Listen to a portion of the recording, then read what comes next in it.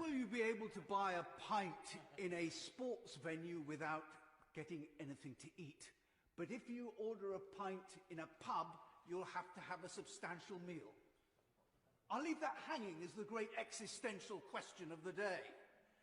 Madam Deputy Speaker, suppression in anticipation of vaccination is the reason for these measures before us today. But people have been writing to me for months, terrified that a vaccine will be compulsory. And I've responded by saying, don't be so absolutely ridiculous. It could never possibly happen. We're a Conservative government, after all. And now we discover that a vaccination may be a passport to the acquisition of your civil liberties, and without which you will have all sorts of things that you would be able to do denied to you. Can I say that that would be absolutely disproportionate to a virus with a mortality rate of verging on 1%. It would equally be a terrible precedent to set for other vaccines and medicines. So I hope that we can get away from that.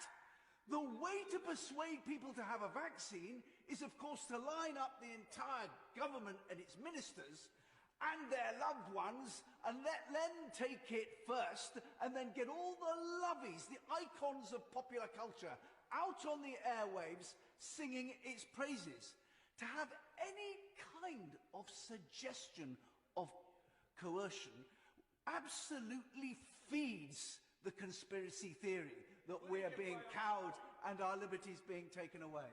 Very briefly. I'm extremely grateful to him for giving way.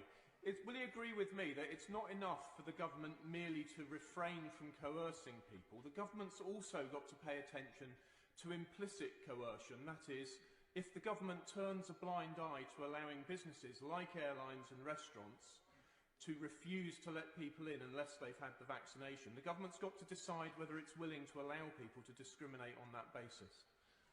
Discrimination. It would be vaccinationism, which we must, of course, resist. The other thing that any kind of coercion would do would be to set the seal on this government's reputation as the most authoritarian since the Commonwealth of the 1650s. But it is as nothing to the enthusiasm that we've seen from the front bench opposite for even more coercive and restrictive measures.